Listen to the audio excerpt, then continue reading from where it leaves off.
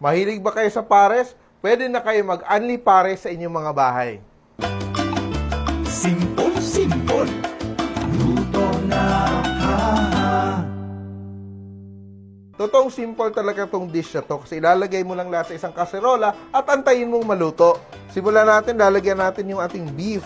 Gamit natin na beef ay brisket, yung merong fat at may litid. Kasi yun talaga yung masarap sa pares eh. Kinukuha mo talaga yung katas niya at yung gelatin quality niya. Kaya pag kumakain ka ng pares, medyo may konting lagkit.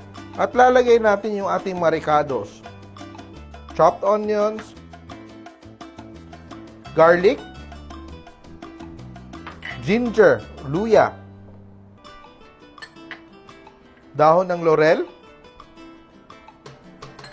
star anise, at pangtimpla natin, soy sauce, brown sugar, at ang sekreto sa masarap na pares, Chinese rice wine. Pwede namang wala ito, pero iba talaga yung lasa na meron. Pwede ka din mag-replace ng kahit anong klaseng rum or brandy. Pero hindi ka kailangan mag-worry kasi once naluluto siya, nawawala na yung alcohol content. Then lalagyan din natin siya ng chicken stock, beef stock, or water. At papakuluan na natin siya. Pag nag-rolling boil na yung ating pares, kumukulo na siya, papahinaan na natin itong linuluto natin para mag-slow cook hanggang lumambot. Medyo matagal yung luto niya, mga 2 hours to 3 hours depending on the quality ng inyong beef. Pero, pag gumawa ka nito, pwede mo siyang i-divide into several portions at i-freeze yung iba para pag trip mo magpares, i-defrost mo lang siya. So, one-time cooking na maramihan at pwede mo siyang ulamin ng iilang araw. Dahil pares ka siya, kailangan niya ng kapares. Usually, pares siya ng fried rice or mami. Yung gagawin natin ngayon, gagawa tayo ng quick egg fried rice para ipares sa ating pares. Unang-una, gagawa tayo ng fried garlic. Ilalagay mo na yung garlic natin bago pa uminit ng todo yung ating pan. Meron na tayong fried garlic. Tatabi muna natin to para later.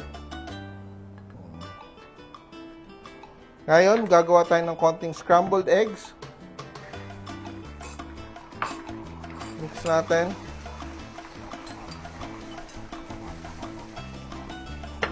At itatabi din natin. Ngayon, dagdagan natin ng konting oil. At fry natin yung ating malamig na bigas. Kaning lamig. Season lang natin ng konting soy sauce. Sobrang simple. Then, lalagay din natin yung ating egg. Yan. So, super happy ng ating egg fried rice. Perfect na pares sa ating pares. So, after ilang oras, malambot na yung ating pares. Tignan mo yung beef niya, halos na mag-break na siya. Lumiit siya, nag-shrink siya, pero sobrang niyang lambot at saka halos mag-break apart na siya. Ngayon, lalagyan natin ng konting slurry or cornstarch na may tubig para mag-thicken yung ating sauce. So, konti lang. So, konti-unti hanggang makuha mo yung desired thickness mo. So, sobrang sweet ng aroma dahil sa sweet spices natin. And another tip I can give you to make it more special and medyo mas malapit talaga sa authentic na pares, lalagyan natin ng secret ingredient na naman, ang sesame oil, to give it a very nice aroma and shine. Yan, luto na yung ating pares.